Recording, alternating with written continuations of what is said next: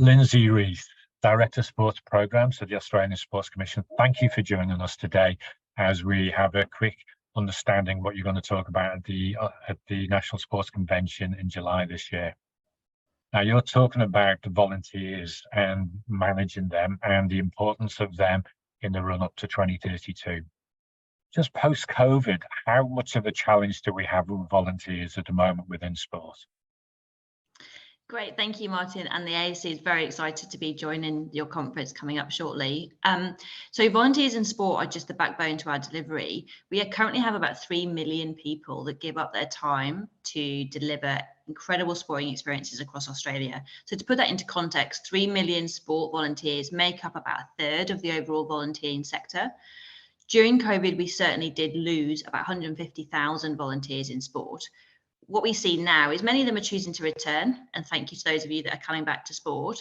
I would still say, though, when I reflect on the data, it's still unequal. So we're still not seeing equal representation for people choosing to volunteer no matter where they live, whether that's by gender, whether it's race or by culture.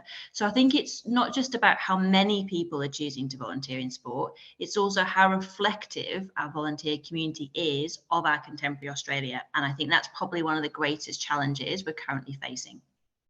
And I know you've done a volunteer strategy, so I'm sure you're going to talk about that at the conference in a bit more depth of how we can stimulate that interest and embrace those opportunities. We certainly are. And I think the biggest shift we're seeing is that traditionally we've always put the pressure on people to volunteer. Someone puts up their hand to do one job before they notice they're doing 10. What we've got to do now is, irrespective of who chooses to turn up, we have to make sure we put them at the heart of what their experience looks like. So traditionally, no matter who comes, they're probably given the same job. A young person's put on a car park. What we now need to think about is, if that person's choosing to give up their time to deliver sport, how can we give them a positive, safe and fulfilling experience? How can we match their interests and their needs and their wishes to a role or a task or a part of the community of that sport that they want to be able to do? Put people first, not just put the role first. I think that's one of the biggest calls to action I keep saying to the sports sector. And in the past, when we had the Sydney Games in 2000, the amount of volunteers to step up was phenomenal, and the success of the games really was down to them. So is there a difference between the kind of people we have on major events like that and our community, and how do we join the dots between the two?